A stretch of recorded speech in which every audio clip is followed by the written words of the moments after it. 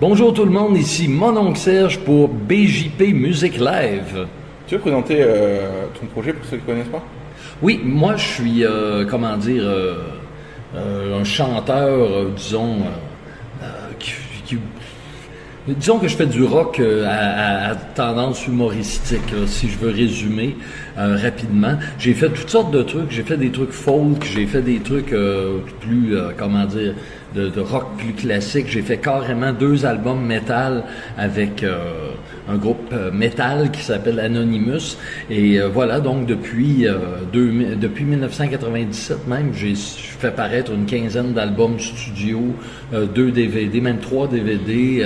Et puis je suis relativement connu au Québec, ou en tout cas dans le créneau disons métal, punk, rock, etc. Là, je suis quand même quelqu'un de bien établi. En France, je suis beaucoup plus marginal, mais voilà, donc ça brosse, je crois, un petit portrait. si ça te convient. Ça te fait quoi de revenir en France après le Covid? Comment? Ça te fait quoi de revenir en France après le Covid? Écoute, comment dire, ça fait plaisir, c'est surtout ça. Tu sais, moi, quand je viens tourner ici, je viens pas tant dans un esprit de développement de carrière ou de, c'est ça, tu sais, je viens parce que j'ai envie de venir plus pour mon propre divertissement. Il y a des gens qui se payent des voyages dans le sud, des gens qui, ils vont en vacances sur la Côte d'Azur ou je ne sais quoi. Ben moi, j'aime ça, venir faire des tournées de spectacles en France. C'est un peu l'aventure. C'est pas vraiment payant au final pour moi. Ça me coûte à peu près ce que ça me paye. Donc, je viens pas du tout ici pour faire de l'argent. Moi, je viens ici vraiment pour le plaisir. Puis après 2 ans, justement, ça faisait 3 ans et demi que j'étais venu en France. Je devais venir en avril 2020, donc juste après le début du confinement. Il était question aussi d'une tournée à l'automne 2020 et tout ça a été annulé, bien sûr. Puis j'étais très déçu parce que j'avais des très belles dates et j'avais hâte de revenir. Et puis voilà, donc c'est un peu la vie qui reprend son cours. D'ailleurs, c'est un peu surprenant pour moi qui viens du Québec de débarquer en France parce que au Québec, les mesures sanitaires, à mon départ, à tout le moins, étaient encore plus sévères qu'ici. Ici, j'ai l'impression qu'il n'y a plus rien, quoi. Les gens n'ont plus de masques à l'intérieur, etc. Mais au Québec, on avait encore les masques dans les commerces, etc. Donc, écoute, je te dirais que c'est juste du plaisir de venir ici. T'sais. Ça reste que c'est des concerts, je reste professionnel, c'est quand même du travail, là, entre guillemets, mais quand on travaille, c'est de faire des concerts, ça va. Voilà. Ça se passe comment? T'as tourné jusqu'à maintenant? Comment? T'as tourné, ça se passe comment jusqu'à maintenant? Les villes que t'as faites? Ah, ça se passe, écoute, ça se passe relativement bien. Les contextes sont extrêmement différents d'une ville à l'autre. J'ai joué dans des 5 à 7, là, des apéros, disons, où les gens étaient pas là pour m'entendre, puis il y avait, je sais pas, 200-300 personnes. Moi, j'étais là avec ma guitare en train de jouer. J'ai joué dans une fête de village. J'ai joué, écoute, dans un bar qui était gros comme la moitié d'ici, sinon le tiers d'ici. J'ai joué dans des salles plus grandes, tout ça. J'ai fait une première partie des tambours du Bronx. Il y a vraiment de tout. En général, écoute, la réception du public est bonne, l'affluence au concert est variable, disons comme ça. Des fois, il n'y a vraiment pas beaucoup de monde, des fois, il y a pas mal de monde, c'est difficile à prévoir. Et puis voilà, donc, moi, je suis content de venir ici, puis comme je le disais tout à l'heure, de chanter mon matériel devant un public qui n'est pas mon public habituel. T'sais. Moi, quand je reviens ici en France, j'ai toujours l'impression de retomber un peu en bas de l'échelle complètement. T'sais. Au Québec, je fais quand même des salles plus importantes, j'ai des bons cachets, etc. J'arrive ici, je tourne dans des conditions assez rudimentaires, mais j'aime ça, ça me plaît. Comment dire, je le prends tel quel, puis je suis heureux de le faire, quoi. En France, tu viens pas souvent avec ton groupe, tu viens surtout avec ta guitare, seul? Ouais. Je suis venu quelques fois avec Anonymous, le groupe métal dont je parlais tout à l'heure et avec qui j'ai enregistré 2 albums. On est venu en fait essentiellement pendant la tournée de notre 2e album, donc entre 2009 et 2011. Avec mon groupe, on est venu une seule fois en 2012, puis pour toutes sortes de raisons, surtout des raisons économiques. Je le fais plus parce que ça coûte très cher. Ça coûte, au lieu d'avoir un billet d'avion à payer, j'en ai 4. Puis en plus, il faut louer un camion qui est plus gros, il faut louer des amplis ici, il faut louer du matériel, tout coûte cher. Puis de la façon que je suis structuré, moi je suis pas un groupe, moi je suis un chanteur, puis mes musiciens c'est comme des pigistes finalement, des gens que je paye par concert. Donc quand ils viennent en France, eux, il faut que je les paye aussi. Alors tout ça fait en sorte que c'est la différence entre venir ici puis faire un peu d'argent ou en perdre un petit peu ou en tout cas arriver à peu près, ou alors venir ici et perdre beaucoup d'argent. Alors faudrait que j'ai des subventions ou des choses comme ça pour venir ici, mais c'est pas très comment dire, moi je trouve pas ça en tout cas très intéressant. Puis même mon agent de spectacle a un discours un peu semblable pour d'autres raisons. Mon agent de spectacle me dit, écoute, ce qui attire les gens, c'est le nom de mon oncle Serge, que tu sois tout seul, ou que tu sois à 3 ou à 4, ça va pas changer grand-chose. Et pour les organisateurs, c'est beaucoup moins de frais. Quand tu es tout seul, c'est moins compliqué, moins d'hébergement, moins de nourriture, moins de demandes techniques, etc. Donc, pour toutes ces raisons-là, je viens seul. J'espère que je vais finir par revenir un jour ou l'autre avec des musiciens, mais pour l'instant, c'est comme ça. Voilà. Tu peux me parler de la thématique de l'album de l'an 8000? Oui, il n'y a pas vraiment de thématique, en fait. Quand j'ai sorti, l'album s'appelle l'an 8000 parce qu'il y a un des morceaux qui s'appelait l'an 8000 et j'ai décidé de coiffer l'album de ce titre-là. Par contre, il y a une thématique qui ressort assez, comment dire, de façon, sans que je l'ai, pensé comme ça, mais il y a quand même la thématique de la vie d'artiste, la création artistique, etc. Il y a souvent les personnages dans mes chansons, c'est des artistes où je parle de moi, je parle du fait que je fais de la musique. Il y a beaucoup, ça tourne beaucoup autour de ma vie de musicien ou de la vie de musicien en général, les thématiques de l'an 8000.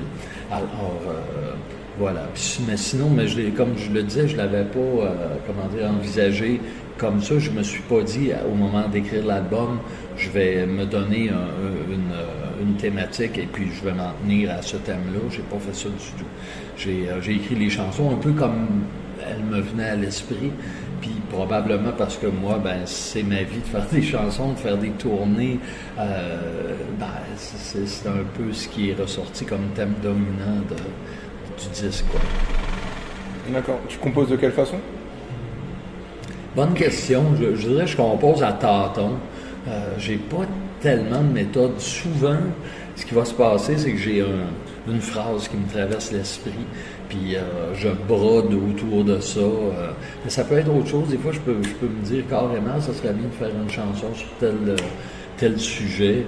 Puis j'essaie d'écrire des choses, et puis je vais à tâtons, j'avance comme ça. C'est comment dire, habituellement, en tout cas, le texte et la musique s'écrivent un peu ensemble. Je ne suis pas quelqu'un qui va écrire un texte et qui va le mettre en musique, ni quelqu'un qui va écrire de la musique puis qui va rajouter un texte dessus. Habituellement, j'écris un petit bout de texte, j'essaie de trouver une ambiance musicale, une mélodie, etc. Mais même souvent, la mélodie me vient au moment où la phrase me traverse l'esprit. Je sais que c'est dans cette direction-là que je vais aller. Et puis voilà, c'est comme ça. Il y a pas de... Je peux pas dire que j'ai de méthode là, très définie. Tu parles beaucoup de bière, tu parles aussi de politique et de terrorisme, un peu? Oui, je parle de bière. Oui, je parle du fait que je vends de la bière, en fait. C'est la chanson, tu fais allusion à la chanson Vendeur de bière, j'imagine. Et dans cette chanson-là, je fais allusion au fait que si les patrons de bar m'engagent, c'est beaucoup parce que je suis un bon vendeur de bière. Les gens, mon public est un public assez buveur, quoi. C'est un bon argument de vente pour que les organisateurs de show achètent mon spectacle. Et sinon, le thème du terrorisme, en fait, c'est plus une chanson. Je voyais ça plus comme une chanson sur la paresse, en fait, qu'une chanson sur le terrorisme. J'avais d'ailleurs 2 chansons qui étaient un peu sur ce thème-là, et j'ai gardé celle qui s'appelle Terrorisme, où je raconte, grosso modo, que, comment dire, je serai jamais terroriste parce que c'est bien trop forçant. De tes chansons fortes, t'as L'âge de la bière aussi. Oui, L'âge de la bière. L'âge de la bière, en fait, c'est une des rares chansons que j'ai écrites par-dessus une musique déjà existante. Et c'est Oscar, le bassiste d'Anonymous, là, le groupe avec lequel j'ai enregistré la version originale de la chanson, qui m'a proposé une musique, puis ça faisait ta-tan, puis dans le ta-tan, puis là, j'imaginais crier quelque chose dans le trou, le ta-tan, hey, mais hey, je trouvais ça plate. J'essayais de trouver un mot d'une syllabe, tu sais, qui voudrait dire quelque chose, puis qui puncherait, puis qui m'amènerait vers un sujet quelconque. Et puis je trouvais rien. J'ai passé des semaines à me morfondre avec ça. Puis un jour, j'ai eu le flash. J'ai dit tata, puis là, je pourrais mettre un bruit au lieu de mettre un mot ou une exclamation. Puis j'ai pensé à un rot. Puis là, le rot, la bière qui est venue tout de suite avec, parce que ça va ensemble.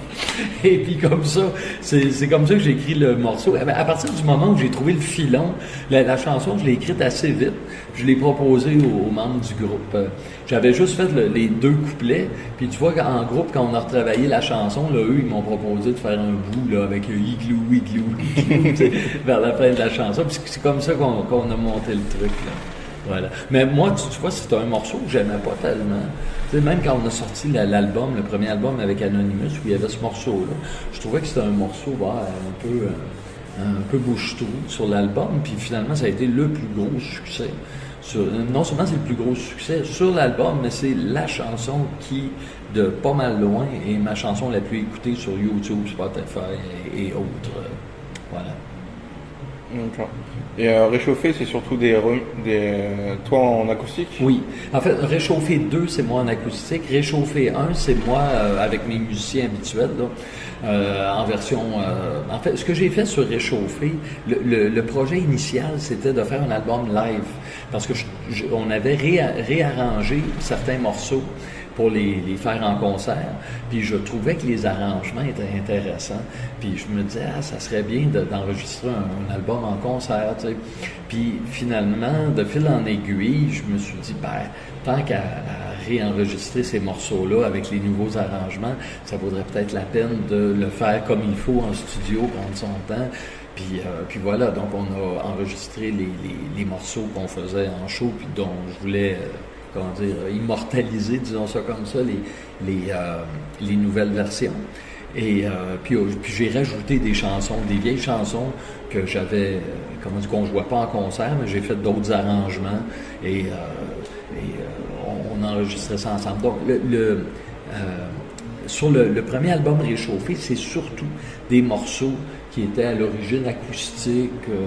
Il y a certains morceaux qui étaient rock, là, mais la plupart, c'est des morceaux acoustiques que j'ai réenregistrés avec un son punk rock. Puis dans Réchauffer 2, c'est le contraire. J'ai pris des chansons qui étaient à l'origine plus trash, là, puis j'en ai fait des versions acoustiques qui ressemblent pas mal à ce que je vais présenter ce soir. Là, voilà. Oui, c'est ce qu'on voit d'habitude en France. Et j'ai même mis, t'as une chanson qui c'est Éclair vert. Ouais. Oui. Et comment ça t'est venu de faire par rapport au prénom des enfants et tout?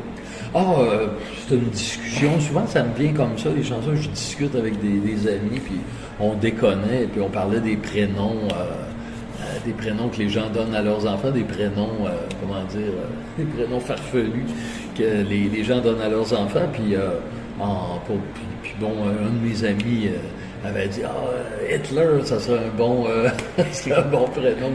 Ça m'a fait rigoler, puis j'ai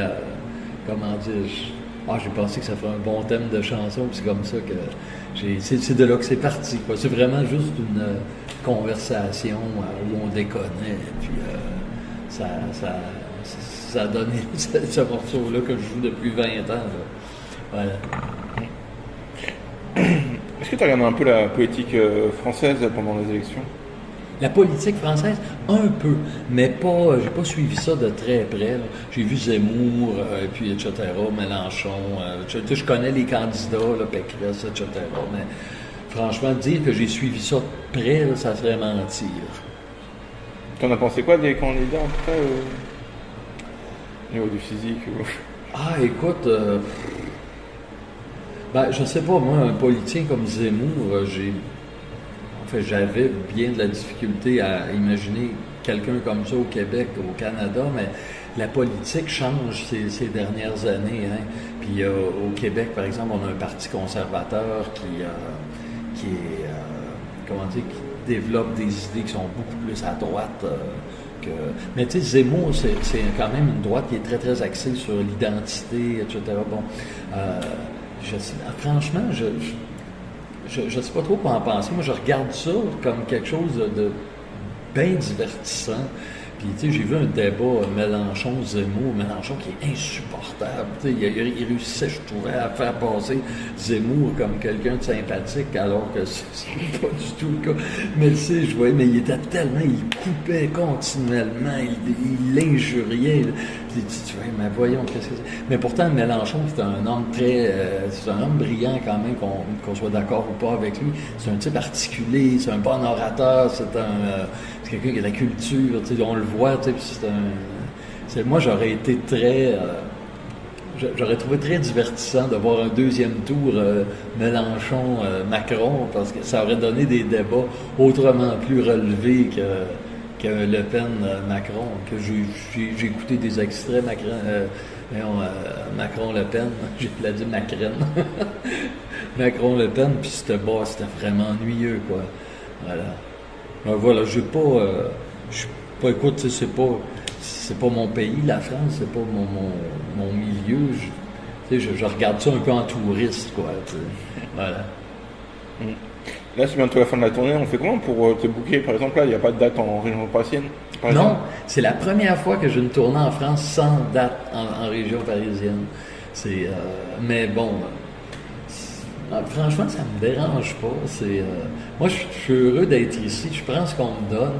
Puis, tu sais, si j'ai pas de date à Paris ou en région parisienne, ça me fera une carte à jouer pour la prochaine fois. T'sais. Ça me donnera une excuse pour revenir, tu sais, dans 6 mois, 1 an, je ne sais pas. Tu sais, ça va me laisser des zones vierges à explorer pour la prochaine tournée, quoi.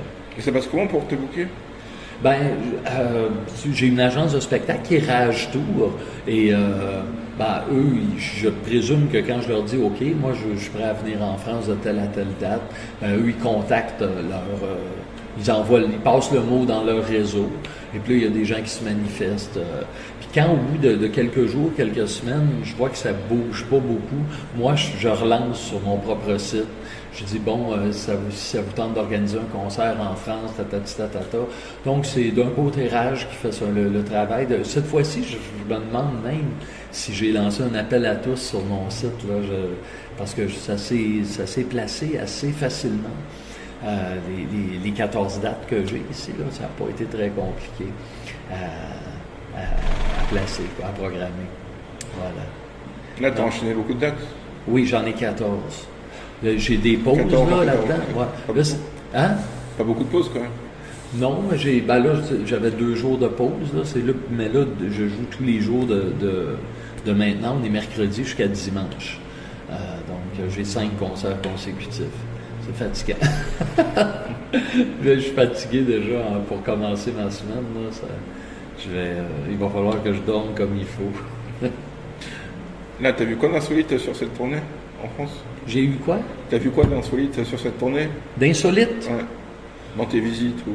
Ah, je sais pas. Écoute, j'ai vu, comme je disais tout à l'heure, j'ai joué dans toutes sortes de contextes.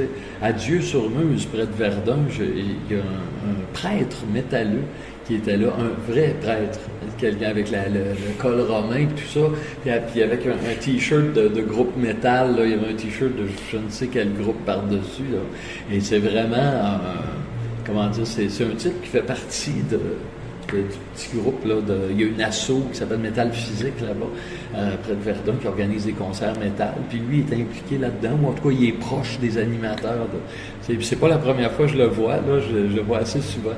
C'est quand même un truc particulier. Puis il est arrivé avec un type là, qui le conduisait. Il est arrivé au village où on jouait, dans une espèce de Camaro rouge rutilante, là. C'est vraiment un char de très, très bling-bling, là. Et c'était vraiment particulier. Donc, les gens s'arrêtaient pour regarder l'auto, tu sais. Puis, c'était le curé qui rentre dans l'auto. C'était vraiment très, très particulier, quoi. Mais sinon, bon, il y a toujours, à chaque fois que je viens en France, et surtout que ça fait 3 ans et demi que je suis venu, tu sais, je vois des petites différences chaque fois. Des fois, c'est peut-être pas des trucs qui ont tant changé que des choses que j'avais pas remarquées avant. Je vois, par exemple, le développement de la trottinette. Ça m'a marqué.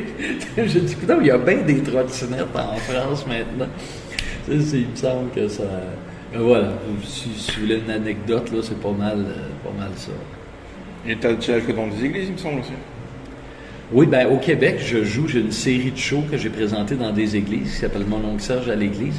Mais ça, je ne l'ai pas fait en France. Même au Québec, j'ai mis beaucoup d'eau dans mon vin de messe. C'est difficile, en fait, de trouver des églises pour présenter des concerts. Et au début, moi, quand j'ai lancé cette formule-là, moi, je voulais faire seulement des shows dans des églises ou en fait des anciens lieux de culte convertis en salle de spectacle ou des lieux de culte encore actifs. Moi, pourvu que le décor, ce soit un décor d'église.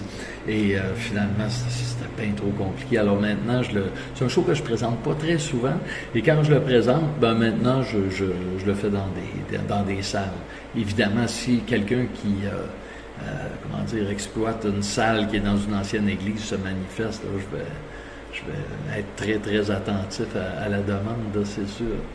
Mais voilà, c'est Mon oncle Serge à l'église, qui est un show solo, comme je vais faire ce soir, mais avec un autre choix de morceaux que celui que je fais là. Et je vais beaucoup piger dans mon très vieux répertoire. Mais surtout, le fil conducteur, c'est que toutes les présentations, tous les discours, c'est axé sur la foi, l'Église, Jésus, et tout ce qui va avec ça. C'est un puits sans fond d'inspiration. Voilà. D'accord. Je te laisse le mot de la fin pour l'interview?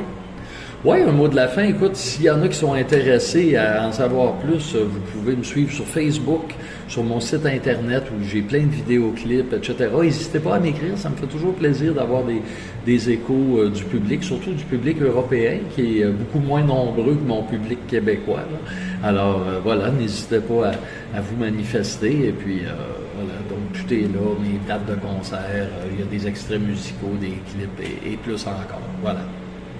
Merci à toi. Merci beaucoup. Hey, je m'excuse. Tantôt, quand c'est que je fais vendre de la bière à profusion, c'est pour ça que je suis en programmation. Ça boit de la mousse à mes concerts, pis ça sur le dos de bord prospère. Je fais vendre de la bière.